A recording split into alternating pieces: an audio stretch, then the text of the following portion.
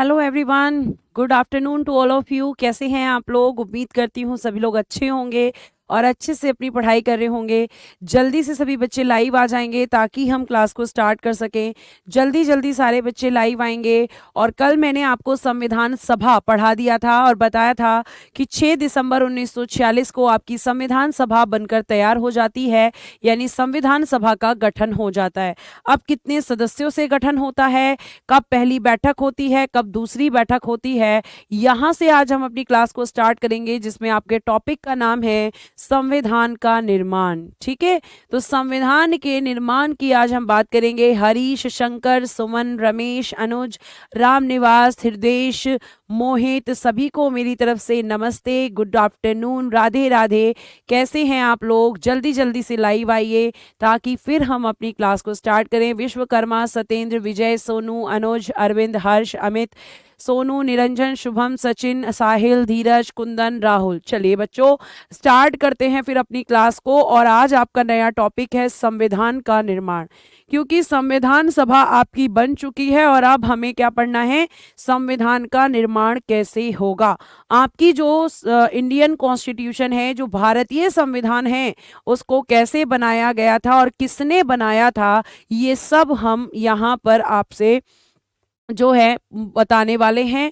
और अब मैं चलती हूँ अपने टॉपिक की तरफ और फटाफट से एक टॉपिक लिखते हैं, संविधान का निर्माण। क्या लिखेंगे? संविधान का निर्माण। ये बच्चों आपका टॉपिक रहेगा, संविधान का निर्माण। Formation of constitution. क्या लिखेंगे? Formation of constitution. संविधान का निर्माण, फॉर्मेशन ऑफ कॉन्स्टिट्यूशन। ठीक है, कॉन्स्टिट्यूशन, संविधान का निर्माण। ठीक है, फॉर्मेशन ऑफ कॉन्स्टिट्यूशन, संविधान का निर्माण। कल मैंने आपको बताया था कि संविधान सभा के इलेक्शन हो गए थे और संविधान सभा ने अपनी संविधान सभा जो बनकर तैयार हो गई थी 6 दिसंबर 1946 को। तो आपको मैं एक बार फिर से लिख के बता देती हूँ कि जो संविधान सभा है, इस संविधान सभा का गठन हो चुका है। संविधान सभा का गठन कब हो गया है बच्चों? तो 6 दिसंबर 1946 को, 6 ऑन दिसंबर 1946 में हमारी कॉन्स्टिट्यूएंट असेंबली, हमारी संविधान सभा बनकर तैयार हो चुकी है। ठीक है, तो आपको ध्यान रखना है। मैम आपसे एक बात पूछनी है। हाँ जी, पूछ लीजिए, क्या बात पूछनी है? लेकिन कमेंट इतनी तेजी से भाग रहा है ना कि मुझे समझ ही नहीं आ रहा है। ठीक है, मैं अगर सब ऐसे पढ़ाएं दें तो जल्दी सिलेक्शन लेंगे। अच्छा, बहुत बहुत धन्यवाद आप लोगों का। चलिए अब हम स्टार्ट करते हैं। अब क्योंकि बच्चों आपकी संविधान सभा बन चुकी है, ये कॉन्स्टिट्यूएंट असेंबली बन चुकी है, तो अब इस कॉन्स्टिट्यूएंट असेंबली का मैंने आपको पहले ही बता दिया था कि कॉन्स्टिट्यूएंट असेंबली का काम है संविधान का निर्माण। क्या काम कर रही है कॉन्स्टिट्यूएंट असेंबली? संविधान का निर्माण का कार्य कर रही है। और अब क्योंकि निर्माण करना है तो संविधान को, संविधान के जो सदस्य हैं, संविधान सभा के जो सदस्य हैं, इनको बच्चों बैठक करनी पड़ेगी। तो एग्जाम में क्वेश्चन आता है कि ये जो संविधान सभा है, इसकी प्रथम बैठक यानी कि इसकी जो फर्स्ट मीटिंग है वो कब होती है? फर्स्ट मीटिंग यानी कि प्रथम बैठक।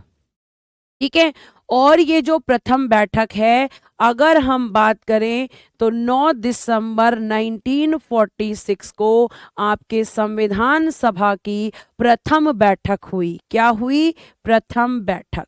यानी संविधान सभा अब बैठेगी और चीजों पर चर्चा करेगी और हमारे देश का संविधान बनाएगी। वो संविधान जो आज भी हमारे देश में काम कर रहा है, उस देश को बनाने वाली का नाम क्या है? संविधान सभा। और इस संविधान सभा की जो पहली बैठक है वो 9 दिसंबर 1946 को हो रही है और इस बैठक में अब क्योंकि बैठक हो रही है तो प्रश्न पूछे जाएंगे कि बैठक जो है कब हुई, तो 9 दिसंबर 1946 को संविधान सभा की प्रथम बैठक हुई। फिर पूछा जाएगा कि संविधान सभा की बैठक का स्थान क्या था, मतलब ये बैठक किस जगह पर हुई थी, ये बैठक किस जगह पर हुई थी, ये प्रश्न पूछा जाएगा। तो बोल देना कि बैठक हुई थी हमारी नई दिल्ली, नई दिल्ली में हुई थी। और नई दिल्ली में कहाँ पर हुई थी, तो बता देना कि सेंट्रल हॉल में हुई थी। कहाँ पर हुई थी, सेंट्रल हॉल यानी कि केंद्रीय भवन में हुई थी। नई दिल्ली के केंद्रीय भवन में बच्चों संविधान सभा की बैठक हुई है। और ये भी ध्यान रखना कि जितनी भी बैठक होंगी वो सारी की सारी आपकी यहीं पर होंगी। जितनी भी संविधान सभा की बैठकें होंगी सारी की सारी नई दिल्ली में होंगी, इस चीज को आप ध्यान रखना। इसलिए स्थान बार बार नहीं बताऊंगी, अभी बता रही हूं कि जितनी भी बैठकें होंगी सब नई दिल्ली में सेंट्रल हॉल में होंगी। ठीक, आगे सुनो। आगे अगर हम बात करते हैं तो एक प्रश्न पूछा जाएगा कि संविधान सभा की जो प्रथम बैठक हुई थी इसमें कुल सदस्य कितने थे, कुल कितने सदस्यों ने भाग लिया था, तो लिख देना टोटल मेंबर्स, टोटल मेंबर्स ये कितने हैं, तो लिख देना कि 211। कितने हैं बच्चों, 211। लेकिन बहुत सारी किताबें हैं, बहुत सारी किताबें हैं उनमें लिखा है 208, इसको कट कर देना। 208 गलत लिखा हुआ है, ध्यान रखिएगा। 208 गलत लिखा हुआ है। कितनी हुई थी, कितने सदस्य थे, 211 सदस्य थे। कितने सदस्य थे बच्चों, 211 सदस्य थे। बच्चे कह रहे हैं मैम इंग्लिश में मत लिखो। बच्चों आप मेरी बात को ध्यान से सुनो। इस क्लास के अंदर बहुत सारे जो बच्चे हैं वो ऐसे हैं जो इंग्लिश मीडियम से हैं, लेकिन फिर भी मैं हिंदी में ही ज़्यादा लिखती हूँ क्योंकि मुझे पता है कि हिंदी मीडियम का बच्चा ज़्यादा है ना। लेकिन अगर मैं आपसे ये बोलूं कि मैं बिल्कुल ही इंग्लिश नहीं लिखूं तो एक बार सोच के देखो कि जैसे तुमने पैसे दिए हैं उस बच्चे ने भी पैसे दिए हैं, है ना, उस बच्चे ने भी पैसे दिए हैं। तो वो बच्चा भी एक उम्मीद लगा के इस क्लास के अंदर बैठा है कि मैम हमें कुछ वर्ड्स तो बताएंगी। तो बच्चों जो मेन वर्ड्स है ना केवल वही इंग्लिश में लिख रही हूं मैं, ऐसा नहीं है कि टोटल इंग्लिश लिख रही हूं। टोटल हिंदी इंग्लिश लिखना पॉसिबल ही नहीं है। जो बच्चे कह रहे हैं कि आप गलत बता रही हैं 208 है, गलत है, 211 इस प्रश्न का उत्तर होगा। 208 कभी भी इस प्रश्न का उत्तर नहीं होगा। ठीक, आगे देखिए। आगे अगर हम बात करते हैं तो अगला प्रश्न पूछा जाएगा, क्योंकि बैठक हुई थी तो बैठक में एक अध्यक्ष होता है जिसको हम चेयरमैन कहते हैं। क्या कहते हैं, चेयरमैन कहते हैं, हम अध्यक्ष कहते हैं।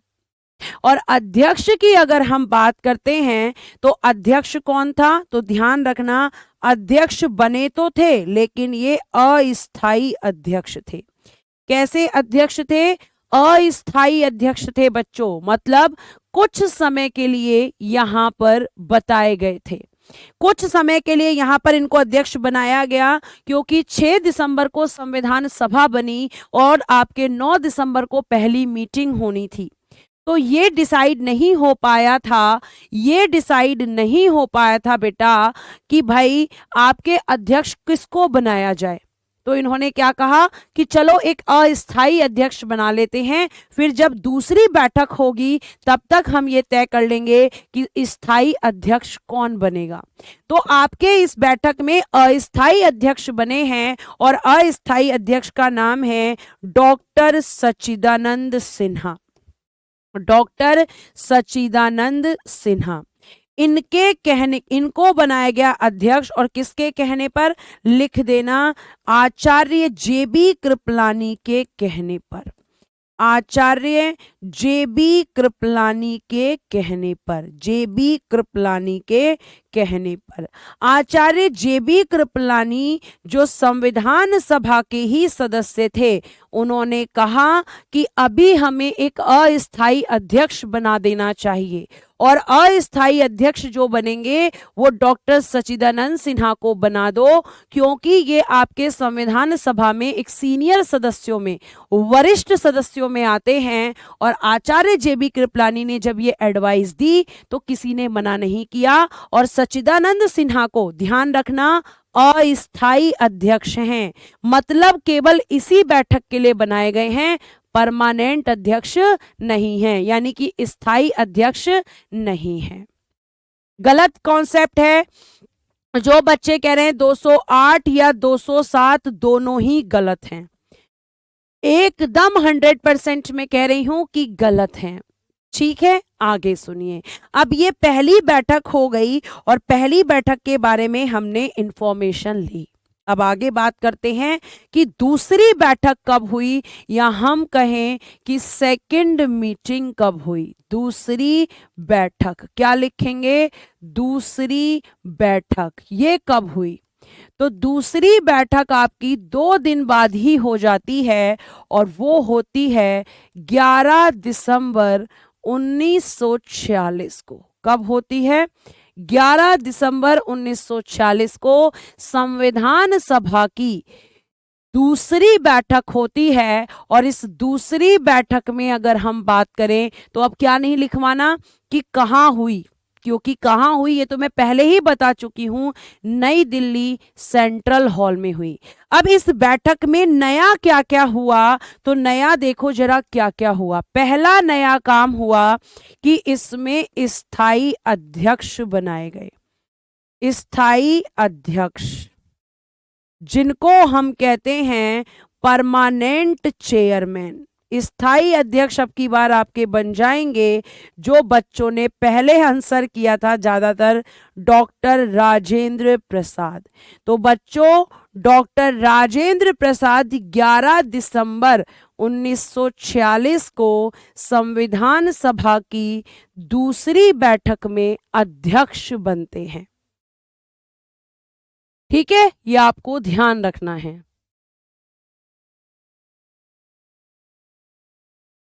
क्लियर है, आगे फिर इसी दिन इसी बैठक में आपके उपाध्यक्ष भी चुने गए। उपाध्यक्ष जिनको हम कहेंगे डेपुटी चेयरमैन। क्या कहेंगे, डेपुटी चेयरमैन यानी कि उपाध्यक्ष। और ये डेपुटी चेयरमैन ध्यान रखना 2 लोग थे, जिनमें से एक थे आपके H.C. मुखर्जी। कौन थे, H.C. मुखर्जी। ठीक है, H.C. मुखर्जी। और अगर हम दूसरों की बात करें, दूसरे कौन थे, तो V.T. कृष्णाचारी। कौन थे, V.T. कृष्णाचारी। ये आपके दूसरे थे, V.T. कृष्णाचारी। आज तक आपने एक यहां पर सुना होगा, लेकिन 2 उपाध्यक्ष थे, जिनमें से एक थे आपके V.T. कृष्णाचारी। और इसी दिन बेटा, इसी दिन आपके संवैधानिक सलाहकार भी चुने गए। संवैधानिक सलाहकार, कॉन्स्टिट्यूशनल एडवाइजर। संवैधानिक सलाहकार, कॉन्स्टिट्यूशनल एडवाइजर, कॉन्स्टिट्यूशनल एडवाइजर। और ये बने बेटा B.N. राव। B.N. राव, बेनेगल नरसिंह राव। कौन बने, बेनेगल नरसिंह राव। ये आपके यहाँ पर संवैधानिक सलाहकार। सीधे सीधे प्रश्न आते हैं कि अध्यक्ष कौन बना, उपाध्यक्ष कौन बना और संवैधानिक सलाहकार कौन बना। यानी कि अभी जो बैठकें हो रही हैं उनमें काम चल रहा है कि किसको कौन सा पद दिया जाना चाहिए और किस किस पद पर कौन कौन बैठने लायक है। तो ये आपकी दूसरी बैठक थी जिसमें ये सारे काम बच्चों किए गए थे। क्लियर है। फिर इसके बाद में अगर हम बात करें तो आपके संविधान सभा की तीसरी बैठक है, सॉरी तीसरी बैठक, जिसको हम कहेंगे थर्ड मीटिंग। और तीसरी है तो कब होगी, फिर से 2 दिन बाद, 13 दिसंबर 1946 को ये तीसरी बैठक होती है। और इस तीसरी बैठक की खासियत क्या है कि इस बैठक का प्रारंभ या आरंभ, इस बैठक का आरंभ उद्देश्य प्रस्ताव के साथ होता है। उद्देश्य प्रस्ताव को इंग्लिश में लिखेंगे ऑब्जेक्टिव रिजोल्यूशन। तो उद्देश्य प्रस्ताव के साथ होता है, ठीक है। विद ऑब्जेक्टिव रिजोल्यूशन क्या स्टार्ट होता है, आपकी third meeting of constituent assembly. ये उद्देश्य प्रस्ताव क्या था, पहले हम इसको जानते हैं, इस पे अंडरलाइन करेंगे। उद्देश्य प्रस्ताव, पहला प्रश्न आएगा कि इसको किसने पेश किया, पेश करने वाला कौन था, किसने इसको इंट्रोड्यूस्ड किया। तो पेश करने वाले व्यक्ति हैं पंडित जवाहरलाल नेहरू। पंडित जवाहरलाल नेहरू आपके देश के पहले प्रधानमंत्री आगे चलकर यही बनते हैं। और इन्होंने आपके संविधान सभा की तीसरी बैठक में, ठीक है, तो आपको ध्यान रखना है कि तीसरी बैठक में पंडित जवाहरलाल नेहरू ने क्या किया था, उद्देश्य प्रस्ताव पेश किया था। दूसरी बैठक कहाँ हुई थी, नई दिल्ली में। मैंने शुरू में ही बोला कि संविधान सभा की जितनी भी बैठकें होंगी वो सारी नई दिल्ली में होंगी। बार बार आपको ये प्रश्न पूछने की जरूरत नहीं है, जितनी बैठक होंगी, अब जितनी भी बैठक सारी नई दिल्ली में होंगी, ठीक है, ये आपको ध्यान रखना है। और अध्यक्ष कौन रहेंगे, तो अध्यक्ष अब डॉक्टर राजेंद्र प्रसाद ही रहेंगे, क्योंकि वो स्थायी अध्यक्ष बन चुके हैं। ठीक है, आगे सुनिए। फिर आपको मैं बता दूं कि अगला प्रश्न होगा कि ये प्रस्ताव कब पेश किया गया, कब पेश। तो आप लिख देना, पेश हुआ था 13 दिसंबर 1946 को, यानी कि जिस दिन ये संविधान सभा की बैठक हुई उसी दिन ये पेश हुआ था। ठीक है, उसी दिन बच्चों ये पेश हुआ था, उसी दिन इसको इंट्रोड्यूस किया गया था पंडित जवाहरलाल नेहरू के द्वारा। पेश करने का मतलब होता है प्रस्तुत करना, प्रेजेंट करना किसी को। अब ये यहाँ पे उद्देश्य प्रस्ताव के साथ आरंभ होता है। बच्चा पूछ रहा है कि पेश, तो पेश करने का मतलब होता है प्रस्तुत करना। तो अब आप मुझसे पूछेंगे किसके सामने पेश किया, किसके सामने पेश, तो लिख देना इस प्रश्न का भी उत्तर। कुछ बच्चे ऐसे हैं जो बहुत बेसिक से एकदम कुछ नहीं आता होगा उनको, तो मैं आपके सारे प्रश्नों के उत्तर देने के लिए मैं हमेशा हूं यहाँ पर। ठीक है, तो किसके सामने पेश, तो लिख देना संविधान सभा के सामने, क्योंकि संविधान सभा ही तो संविधान बनाएगी, तो संविधान सभा के सामने। नेहरू जी ने संविधान सभा के सामने उद्देश्य प्रस्ताव को 13 दिसंबर 1946 को बच्चों पेश कर दिया था। मैम इसको नोट भी करना है, आंचल आपकी मर्जी है। अगर आप चाहती हैं कि मैं खुद के नोट्स बनाऊं तो आप अपने नोट्स भी बना सकते हैं, और नहीं तो आपको नोट्स तो मिलते ही हैं, जैसे आपको अच्छा लगे। ठीक है, उसके बाद अगला प्रश्न पूछेगा एग्जामिनर कि इसे स्वीकार कब किया गया। स्वीकार यानी कि एक्सेप्ट, और एक्सेप्ट कौन करेगा बच्चों, तो जाहिर सी बात है संविधान सभा, संविधान सभा करेगी, और संविधान सभा द्वारा इसे, ठीक है, संविधान सभा द्वारा इसे 22 जनवरी 1947 को स्वीकार किया गया। आपका ये जो उद्देश्य प्रस्ताव है ये 22 जनवरी 1947 को संविधान सभा ने स्वीकार किया है। ये दोनों डेट बहुत इंपॉर्टेंट हैं। यहां से प्रश्न बनते हैं कि पहले तो प्रश्न बनेगा कि इसको पेश किसने किया, तो पंडित जवाहरलाल नेहरू ने। कब किया? 13 दिसंबर।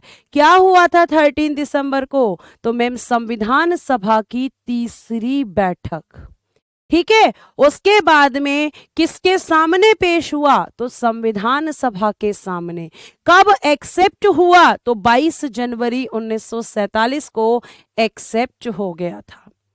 22 जनवरी 1947 को संविधान सभा ने इसे स्वीकार कर लिया। और बच्चों आप मेरी बात को जरा ध्यान से सुनना, बहुत इंटरेस्टिंग चीजें बता रही हूं आपको। अगर मैं आपसे बोलूं कि आपका ये जो मैंने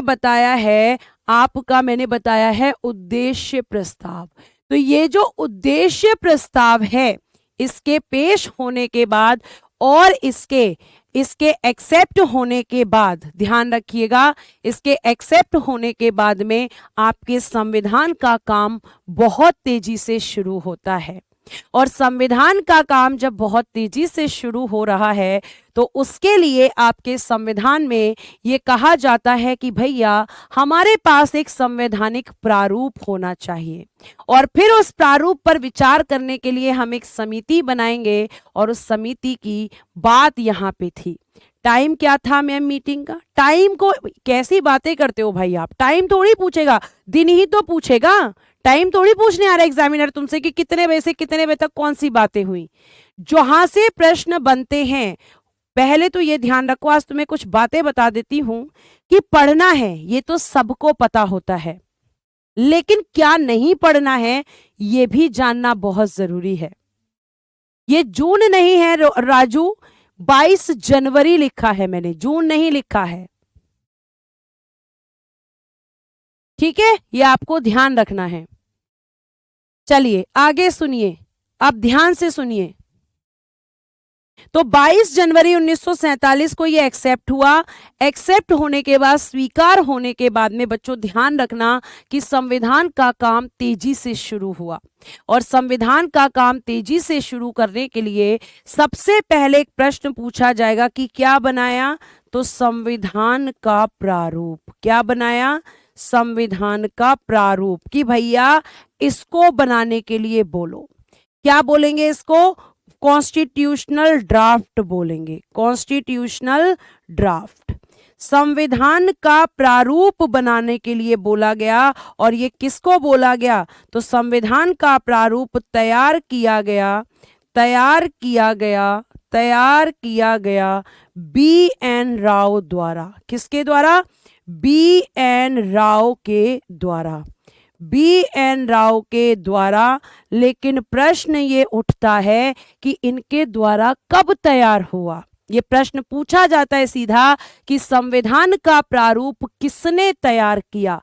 तो B.N. राव ने तैयार किया। लेकिन प्रश्न ये है कि इन्होंने ये जो प्रारूप तैयार किया है ये कब किया? तो लिख देना कि B.N. राव तैयार किया गया B.N. राव के द्वारा अक्टूबर 1947 में।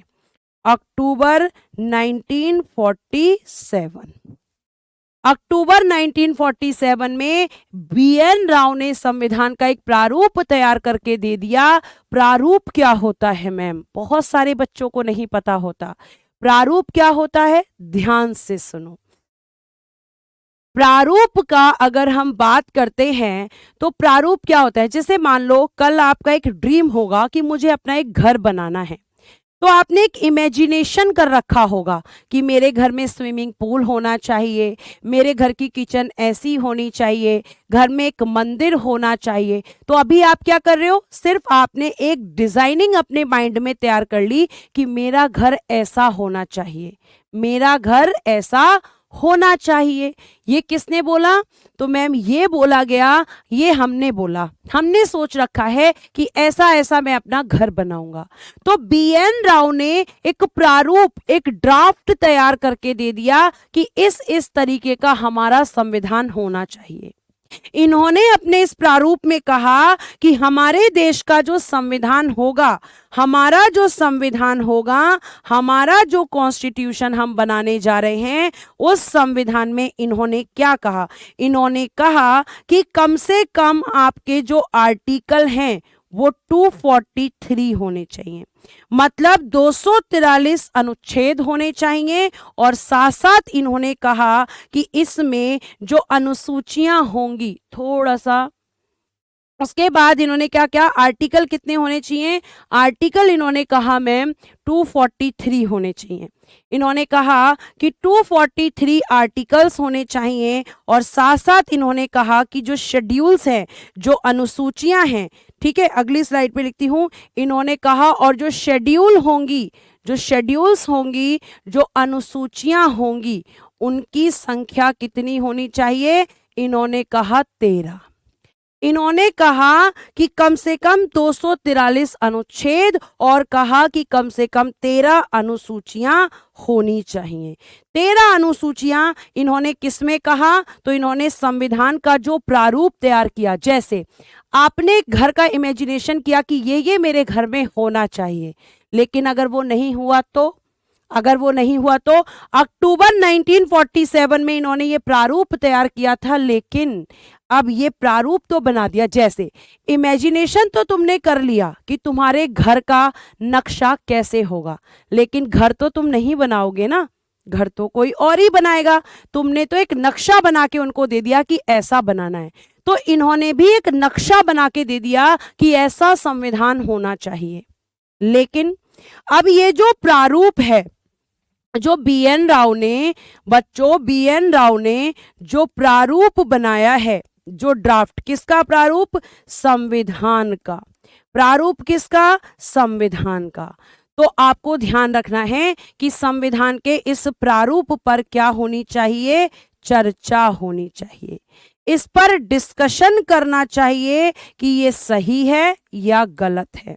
जैसे जब तुम घर बनवाओगे, जैसे तुम घर बनवाओगे, तो आपको मैं ये बता दूं कि घर आप अकेले तो नहीं कह सकते, आप अपनी वाइफ से भी पूछोगे, आप अपने पेरेंट्स से भी पूछोगे, अगर बच्चे होंगे तो उनसे भी पूछोगे कि भाई मुझे घर बनवाना है, मैं ऐसे ऐसे बनवाऊंगा। तो आपकी वाइफ कहेगी कि नहीं थोड़ा ऐसे बनवा लो, बच्चे कहेंगे हमें ये चाहिए, माँ बाप कहेंगे हमें ये चाहिए। तो मतलब उसमें क्या हो गया? डिस्कशन किया तो बहुत सारी कमियां निकल कर आई आपके उस घर के डिजाइनिंग में।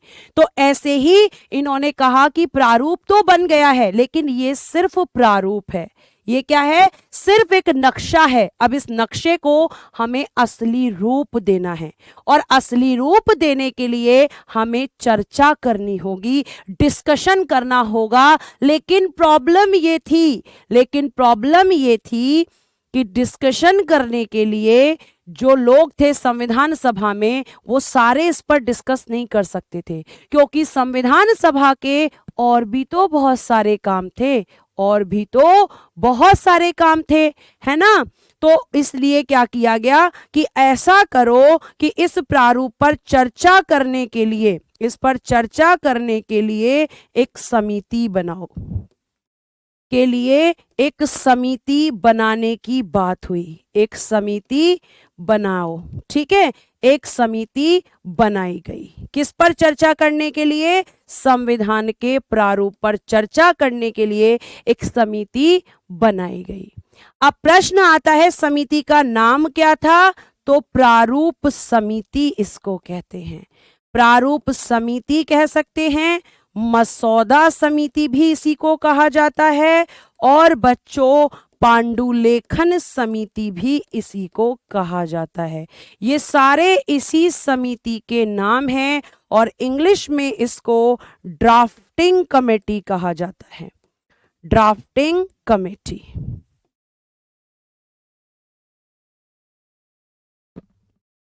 तो प्रारूप नाम क्यों पड़ा? क्योंकि प्रारूप पर चर्चा करनी है। संविधान का जो प्रारूप है बेटा, उस पर चर्चा करनी है और इसके काम से ही इसका नाम भी क्या रखा गया, तो आपको ध्यान रखना है कि प्रारूप समिति रखा गया। ठीक है, प्रारूप समिति रखा गया। अब देखो, अब थोड़ा तुम्हारा दिमाग चकराएगा। अब चकराएगा क्यों, वो भी बताती हूं। क्योंकि ये जो प्रारूप समिति है, प्रश्न आता है कि इसका गठन कब हुआ, ये फॉर्म्ड कब की गई थी, इसका गठन कब हुआ था। तो फॉर्म्ड हुई थी 29 अगस्त 1947 को। और इसके अध्यक्ष कौन थे, इसमें चेयरमैन कौन बनाए गए थे, तो doctor B.R. Ambedkar. Doctor B.R. Ambedkar बनाए गए थे। और इनके अलावा इसमें 6 अन्य सदस्य थे, 6 अन्य सदस्य। अब कंफ्यूजन क्या है, कंफ्यूजन तो ये है मैम, आपने बताया प्रारूप दिया अक्टूबर 1947 में, लेकिन आपने गठन बता दिया अगस्त में। ऐसा कैसे, ऐसा कैसे हो गया कि प्रारूप बाद में बन रहा है और समिति पहले बन गई, ऐसा कैसे पॉसिबल हुआ मैम। ध्यान से सुनो, जब संविधान सभा इस चीज पर डिस्कशन कर रही थी कि संविधान कैसा होना चाहिए, तो BN राव को एक काम दिया गया कि भैया आपको एक संविधान का प्रारूप बनाना है कि हमारा संविधान कैसा होना चाहिए। तो उन्होंने कहा कि ठीक है। अब फिर उसके बाद में संविधान सभा ने कहा कि एक अकेले व्यक्ति बना दें और हम संविधान को तय कर दें, ये भी पॉसिबल नहीं है। तो इसके लिए हमें एक समिति बनानी चाहिए जो प्रारूप पर चर्चा करे और हमें रिपोर्ट दे। तो उनको जब जिम्मेदारी दी गई, तभी उसी टाइम पर बेटा जी, उसी टाइम पर 29 अगस्त 1947 को ही आपकी समिति का गठन हो गया। अब समिति का गठन तो हो गया, लेकिन जो आपके BN राव साहब हैं, उनको प्रारूप तैयार करने में टाइम लग गया, उनको प्रारूप तैयार करने में टाइम लग गया। तो समिति आपकी अगस्त में ही बन गई थी, लेकिन इन्होंने प्रारूप कब दिया, अक्टूबर 1947 में। तो अब इनका जब प्रारूप तैयार हुआ तब समिति ने काम करना शुरू किया। लेकिन अगर मैं आपसे कहूं तो गठन प्रारूप के आने से पहले ही हो चुका था, क्योंकि टाइम लग गया BN राव को, लेकिन समिति संविधान सभा ने पहले ही बता दी थी कि जब प्रारूप बन जाए तभी आप इस पे अपना काम करना शुरू कर देना, और बिल्कुल ऐसा ही हुआ था। लेकिन उससे पहले हम ये जानेंगे कि अब ये जो प्रारूप समिति है, इसके 6 सदस्य कौन कौन से हैं। पहले सदस्य का नाम है KM मुंशी, कन्हैयालाल मनिकलाल मुंशी, इनका नाम है KM मुंशी। दूसरे हैं मोहम्मद सादुल्ला, क्या नाम है, मोहम्मद सादुल्ला, इनका नाम है। ठीक है, दूसरे हैं ये आपके संविधान सभा के सदस्य। क्लियर है, क्या नाम है, मोहम्मद सादुल्ला। यहां लिख देती हूं मैं बाकी के नाम, थोड़ा सा इसको ऊपर कर लेते हैं स्लाइड को, और सारे नाम यहीं पे, ताकि आपकी समिति एक ही जगह इकट्ठी हो। तीसरा नाम क्या है, तीसरे नाम की अगर हम बात करते हैं तो तीसरा नाम है, ध्यान रखिएगा, N Gopal Swami Iyengar, N Gopal Swami, N Gopal Swami Iyengar. ठीक है, फिर चौथे कौन है, चौथे कौन है, अल्लादी कृष्णा स्वामी अय्यर, अल्लादी कृष्णा स्वामी अय्यर। ठीक है, फिर बच्चों पांचवें इसमें जो सदस्य हैं उनका नाम है BL मित्र, BL मित्र। लेकिन आगे चलकर लिख देना है ब्रैकेट में, आगे चलकर ये हट जाते हैं, आगे चलकर ये हट जाते हैं। ठीक है, अब ये हटेंगे तो जाहिर सी बात है इनकी सीट खाली होगी, तो फिर इनकी जगह पे कौन आता है, इनकी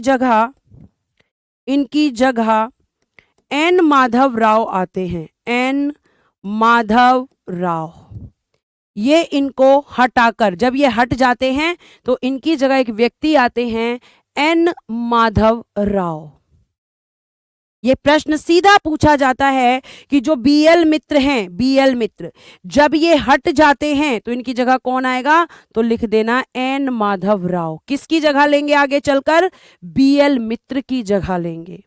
फिर एक व्यक्ति हैं जिनका नाम है डीपी खेतान, जो छठे व्यक्ति हैं डीपी खेतान।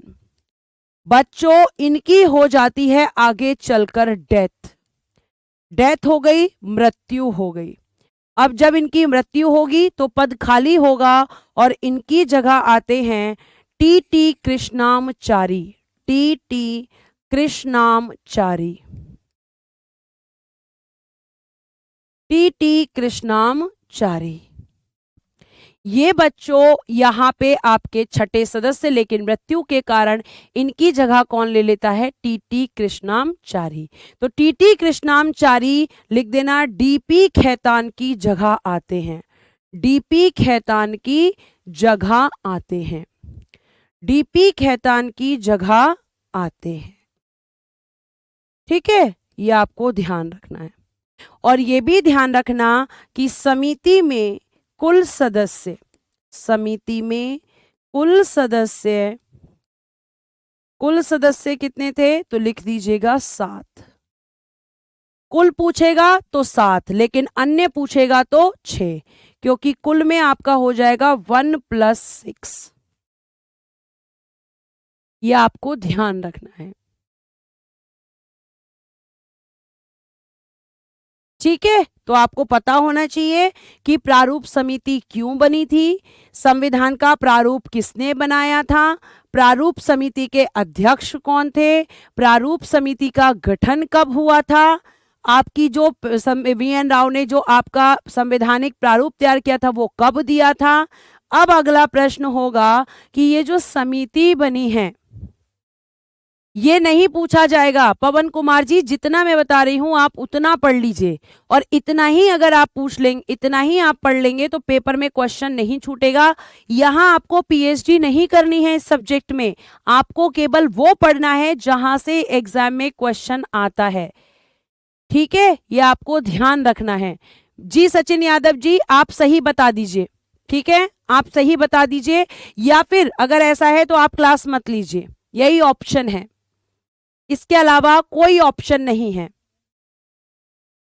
ठीक है, तो ये आपको ध्यान रखना है। टीटी कृष्णामचारी इनकी जगह लेते हैं आगे चलकर। ठीक है, आगे चलते हैं और देखते हैं कि अगला क्या है। आगे देखिए, अब ये तो आपकी समिति क्यों बनी है, क्योंकि मैम प्रारूप पर चर्चा करनी है। अब इसने प्रारूप पर जब चर्चा की तो चर्चा करने के बाद बच्चों इसने एक रिपोर्ट तैयार की, रिपोर्ट। तो प्रश्न आता है, आप ध्यान रखना कि इस समिति ने 2 बार रिपोर्ट दी, जिसमें पहली रिपोर्ट कब दी, तो पहली रिपोर्ट की हम बात करते हैं 21 फरवरी 1948 को। ठीक है, यानी कि इस समय आपका देश आजाद हो चुका है, बल्कि प्रारूप समिति के गठन से पहले ही देश आजाद हो चुका था। तो पहला कब दिया, तो ध्यान रखिएगा कि पहला जो आपका रिपोर्ट दिया प्रारूप पर विचार करके, या फर्स्ट रिपोर्ट जो इन्होंने दी वो कब दी थी बच्चों, तो आपको ध्यान रखना है 21 फरवरी 1948 को इस समिति ने अपनी पहली रिपोर्ट दे दी थी। ठीक है, अपनी पहली रिपोर्ट दी। अब इस रिपोर्ट में इन्होंने क्या कहा, इन्होंने कहा कि आर्टिकल होने चाहिए कम से कम 315, मतलब जो अनुच्छेद हैं वो 315 होने चाहिए। और उन्होंने कहा कि जो अनुसूचियां हैं, जो शेड्यूल्स हैं, अनुसूचियां यानी कि शेड्यूल्स, वो कितनी होनी चाहिए, तो वो कहा कि 8। इसने कहा कि अनुच्छेद 315 होने चाहिए और बच्चों अनुसूचियां 8 होनी चाहिए, ये इनका कहना था। अब आप मेरी बात को फिर से सुनेंगे। बीएन राव ने क्या कहा कि 243 आर्टिकल होने चाहिए, लेकिन इसने क्या कहा, इसने कहा कि नहीं, आर्टिकल 315 होने चाहिए। फिर बी एन राव ने क्या कहा, बी एन राव ने कहा कि अनुसूचियां 13 होनी चाहिए, लेकिन इसने क्या कहा, इसने कहा कि नहीं, 8 होनी चाहिए। क्या कहा इसने, 8, ये इसका कहना था। लेकिन जब ये पहली रिपोर्ट दी गई, और ये रिपोर्ट किसको दी, रिपोर्ट दी गई संविधान सभा को। बहुत सारे बच्चे यहीं कंफ्यूज हो जाते हैं, रिपोर्ट दी गई संविधान सभा को, क्योंकि संविधान सभा ने ही तो इस समिति को बनाया था। तो जिसने समिति को बनाया उसको इसने अपनी पहली रिपोर्ट दी। और बेटा इसको दोबारा रिपोर्ट इसलिए बनानी पड़ी क्योंकि इस रिपोर्ट में बहुत कमियां निकल कर आई। जब इसने अपनी ये पहली रिपोर्ट संविधान सभा को दी तो संविधान सभा ने ये कहा कि इस रिपोर्ट में अभी बहुत कमियां हैं। इसने पहले इस रिपोर्ट को लोगों के सामने प्रकाशित कर दिया, और जब लोगों ने इसमें कमियां बताई तो इन्होंने कहा कि अभी आपको एक बार फिर से अपनी रिपोर्ट तैयार करनी होगी। तो जब ये रिपोर्ट इनको वापस दे दी गई तो बेटा जी फिर इन्होंने क्या शुरू किया, इन्होंने बनाई अंतिम रिपोर्ट।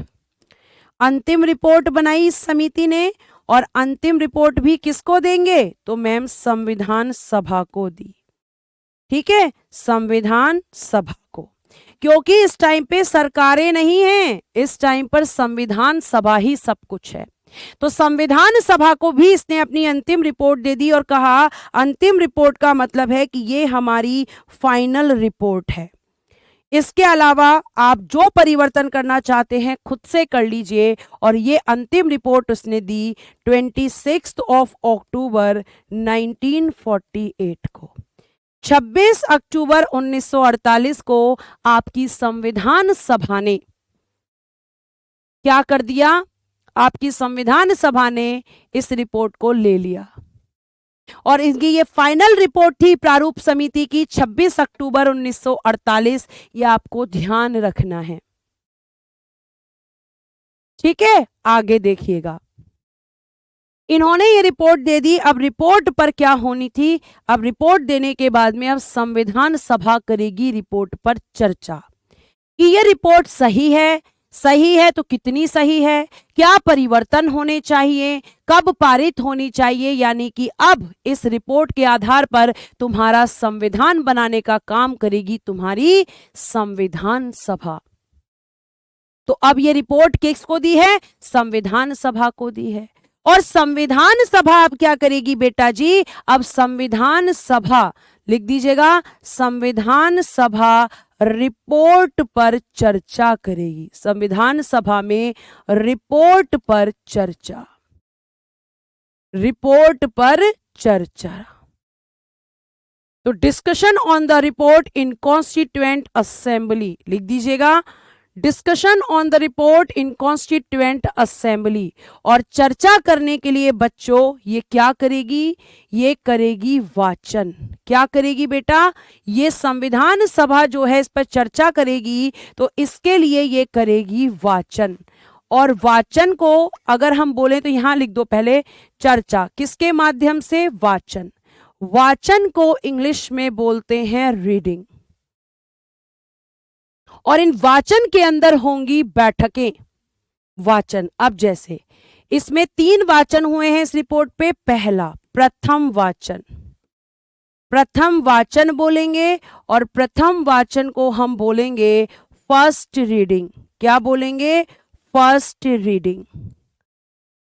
किसके लिए हो रही है रीडिंग, तो मैम संविधान की जो संविधान सभा पे के पास में जो रिपोर्ट आई है उस रिपोर्ट पर चर्चा करने के लिए मैम वाचन होंगे। जिसमें से अगर हम बात करें कि प्रथम वाचन कब से कब तक हुआ, तो प्रथम वाचन आपका 4 नवंबर 4 नवंबर 1948 से 9 नवंबर 1948 तक हुआ। कब से कब तक हुआ, तो मैम 4 नवंबर 1948 से लेकर 9 नवंबर 1948 तक आपको ध्यान रखना है कि यहाँ पर पहला वाचन हुआ।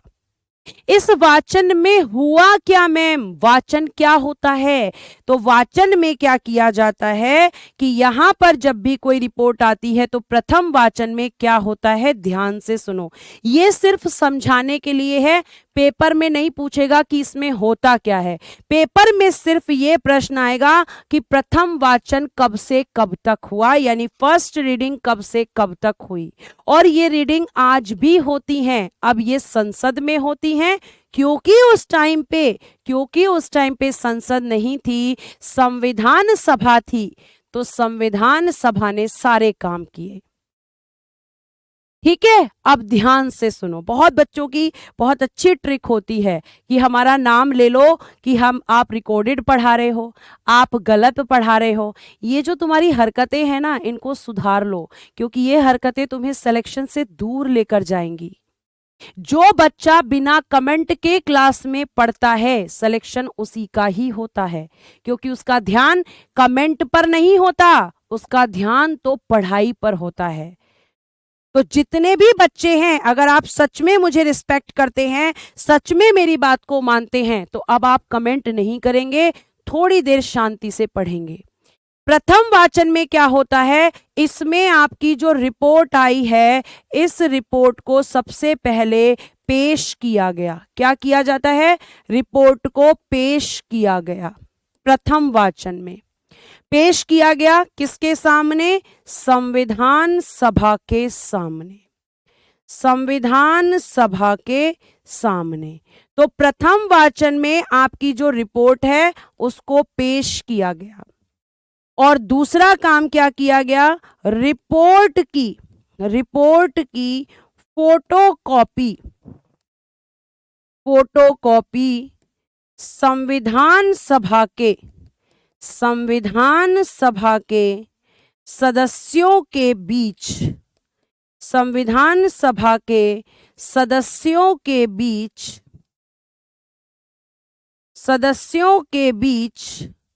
बांट दी गई।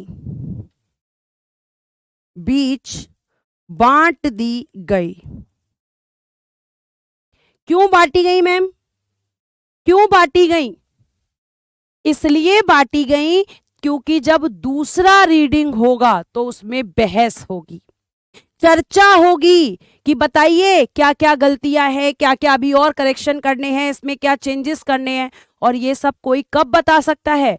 जब उसे पता होगा कि रिपोर्ट में क्या लिखा है।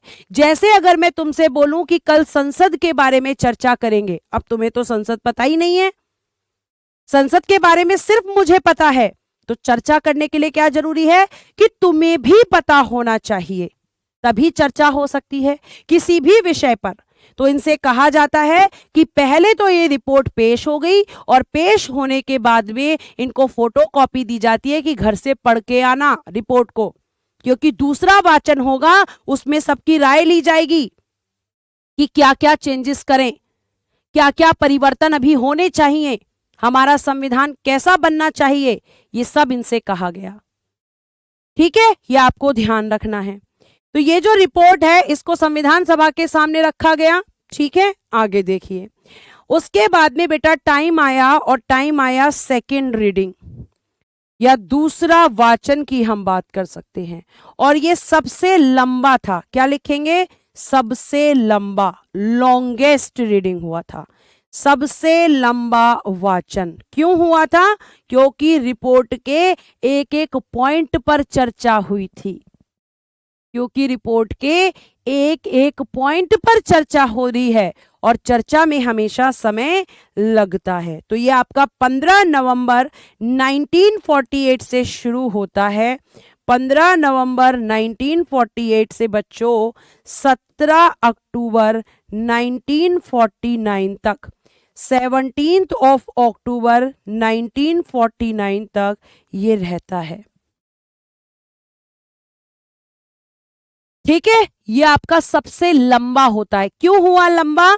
क्योंकि इसमें, इस वाचन में क्या होता है, इसमें रिपोर्ट पर चर्चा की जाती है, रिपोर्ट पर चर्चा की गई, क्योंकि इसमें रिपोर्ट पर चर्चा की गई। और चर्चा ऐसे कि जैसे मान लो रिपोर्ट में पॉइंट लिखे हैं तो हर एक पॉइंट पर चर्चा हुई। सदस्यों ने चर्चा किसने की? चर्चा की गई किसके द्वारा? तो संविधान सभा के सदस्यों द्वारा। संविधान सभा के सदस्यों द्वारा। जितने भी संविधान के सदस्य हैं उन सबने मिलकर इस रिपोर्ट पर चर्चा की, क्योंकि पहले वाचन में उन्हें फोटोकॉपी दे दी गई थी। उन्हें क्या कर दी गई थी? फोटोकॉपी दे दी गई थी। ठीक है, यह आपको ध्यान रखना है। लास्ट लाइन पढ़ाऊंगी और फिर उसके बाद में मैं दोबारा रिवीजन कराऊंगी। चलिए, अब ये फोटोकॉपी यहां पे चर्चा हो रही है। चर्चा होने के बाद में अब कहा जाएगा कि अगर सारी चीजें ठीक हो गई हैं, चर्चा की गई, साथ साथ लिख देना रिपोर्ट में परिवर्तन किए गए। रिपोर्ट में परिवर्तन, और परिवर्तन करने को बच्चों संविधान की भाषा में कहते हैं संशोधन किए गए। परिवर्तन किए गए। ठीक है, ये हुआ, ये आपका दूसरे सेशन में, सॉरी दूसरी रीडिंग में हुआ। और अब आपकी कौन सी रीडिंग बची? थर्ड। बस थोड़ा सा लिख लो, फिर मैं पूरा रिवाइज कराती हूं। थर्ड रीडिंग या तीसरा वाचन, ये कब से कब तक हुआ? तीसरा वाचन बेटा जो हुआ है, इसके बारे में अगर मैं बात करूं तो ये आपका होता है 14 नवंबर से लेकर, ये कब से कब तक? 14 नवंबर से लेकर 26 ऑफ नवंबर 1949 तक। और इसी दिन, इस दिन क्या हो जाता है? संविधान बनकर तैयार। संविधान बनकर तैयार हो जाता है, यानी संविधान का निर्माण कार्य पूरा हो गया तीसरे वाचन में। ठीक है, अब ध्यान से सुनो, रिवाइज करते हैं। आज मैंने सबसे पहले आपको बताया कि संविधान सभा बन गई 6 दिसंबर 1946 को। उसके बाद 9 दिसंबर 1946 को उसकी पहली बैठक हुई। जो बैठक हुई, जितनी भी बैठकें होंगी वो सब नई दिल्ली में होंगी। कुल सदस्य 211 थे, 208, 207 या 209 सदस्य नहीं, 211। अध्यक्ष की बात करें तो अस्थायी अध्यक्ष बनाए गए डॉक्टर सच्चिदानंद सिन्हा, और सच्चिदानंद सिन्हा को किसके कहने पर? तो आचार्य जेबी कृपलानी के कहने पर। ठीक, दूसरी बैठक में स्थायी अध्यक्ष परमानेंट चेयरमैन बनाए गए डॉक्टर राजेंद्र प्रसाद, और उपाध्यक्ष बने एच.सी. मुखर्जी और वी.टी. कृष्णामचारी। संवैधानिक सलाहकार बने बी.एन. Rao, constitutional adviser. फिर तीसरी बैठक की शुरुआत उद्देश्य प्रस्ताव के साथ हुई। उद्देश्य प्रस्ताव को पेश किया पंडित जवाहरलाल नेहरू ने संविधान सभा के सामने, और पेश किया 13 दिसंबर 1946 को, और इसको संविधान सभा ने स्वीकार किया 22 जनवरी 1947 को। इसको स्वीकार करने के साथ ही संविधान सभा ने कहा कि अब हमें संविधान को बनाने की तरफ कार्य को तेजी से प्रारंभ करना चाहिए, और इसके लिए उन्होंने बी.एन. राव को एक जिम्मेदारी दी कि आप संविधान सभा का प्रारूप तैयार करेंगे। बी.एन. राव ने क्या कहा? बी.एन. राव ने, अगर हम बात करें तो बी.एन. राव ने बच्चों यहां पर संविधान का प्रारूप तैयार कर लिया, और तैयार करके अक्टूबर 1947 में प्रारूप समिति को दिया, जिसका गठन 29 अगस्त 1947 को ही हो चुका था। इस समिति में अध्यक्ष डॉक्टर बी.आर. अंबेडकर और 6 अन्य सदस्य थे बच्चों। 6 अन्य सदस्य में के.एम. मुंशी, मोहम्मद सादुल्ला, एन. गोपाल स्वामी आयंगर, अल्लादी कृष्णा स्वामी अय्यर, बी.एल. मित्र जो आगे चलकर हट जाते हैं, और एन. माधव राव आते हैं। फिर छठे आपके डी.पी. खेतान, जिनकी आगे चलकर मृत्यु हो जाती है, और मृत्यु होने के बाद में इनकी जगह लेते हैं टी.टी. कृष्णामचारी। इसमें से कुल सदस्य होते हैं इस समिति में 7, लेकिन अगर अन्य पूछेगा तो आपको लिखने हैं 6।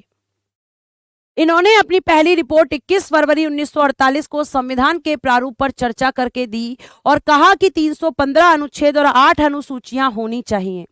फिर संविधान सभा ने इस रिपोर्ट को इन्हें वापस कहा, और कहा कि इसमें भी कमियां हैं, आप दोबारा विचार कीजिए। इन्होंने अपनी अंतिम रिपोर्ट दी और कहा यह हमारी अंतिम रिपोर्ट है।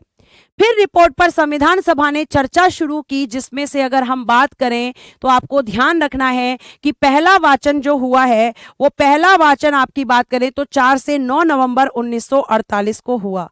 4 नवंबर 1948 को शुरू होकर कब हुआ, तो आपको ध्यान रखना है कि वो हुआ 9 नवंबर 1948 तक, यानी 4 दिन। और पहले वाचन में सभी सदस्यों को सबके सामने पहले रिपोर्ट आ गई और रिपोर्ट के बाद उन सबको सब फोटो कॉपी दे दी कि इसको पढ़ के आना। क्यों पढ़ के आना, क्योंकि दूसरा वाचन होगा और उसमें चर्चा होगी, और चर्चा तभी हो पाएगी जब सब सदस्यों को सारे प्रश्नों का उत्तर पता हो। यह आपको ध्यान रखना है। तो दूसरा वाचन जो शुरू होता है बेटा, वो 15 नवंबर 1948 से शुरू होता है और 17 अक्टूबर 1949 तक चलता है। इसमें रिपोर्ट पर चर्चा की गई और रिपोर्ट में परिवर्तन संशोधन भी इसी समय पे किए गए। और फिर तीसरा वाचन हुआ, और तीसरा वाचन 14 नवंबर 1949 से लेकर 26 नवंबर 1949 तक हुआ, और 26 नवंबर 1949 को बच्चों आपका संविधान बनकर तैयार हो गया। अब अगली क्लास में मैं आपके संविधान से जुड़े हुए जितने फैक्ट हैं कि संविधान को किसने लिखा, संविधान पर खर्चा कितना हुआ, कितने दिन बहस हुई, कितने अधिवेशन हुए, कितने आर्टिकल थे, फाइनली कितने शेड्यूल्स थे, ये सारी चीजें जो अभी बाकी हैं अगली क्लास में पढ़ाऊंगी। और अगली ही क्लास में बच्चों आपका एक नया चैप्टर स्टार्ट होगा। आप अभी क्लास से जाइए मत, क्योंकि अब आपकी क्लास सीधा बुधवार को होगी। मुझे कुछ अर्जेंट काम की वजह से कहीं बाहर जाना पड़ रहा है, तो अब आपकी class Saturday, Sunday, Monday, Tuesday, ये 4 दिन क्लास नहीं होने वाली है। बुधवार को आपकी क्लास होगी सेम टाइम पर, तो हम बुधवार को मिलेंगे। आप लोगों से मैं माफ़ी चाहूँगी, लेकिन मुझे बहुत ज़रूरी काम है, इसलिए मुझे जाना पड़ रहा है। उम्मीद करती हूँ आप लोग मुझे सपोर्ट करेंगे। आपको इन्फॉर्मेशन देना ज़रूरी था ताकि आप लोग परेशान ना हो। ठीक है, तो चलिए गाइस, फिर मिस यू। उम्मीद करती हूँ आप मिस करेंगे, और मैं तो भाई बच्चों को बहुत सारा मिस करती हूँ। तो आज के लिए इतना ही। Thank you so much. Bye bye, take care and good day everyone.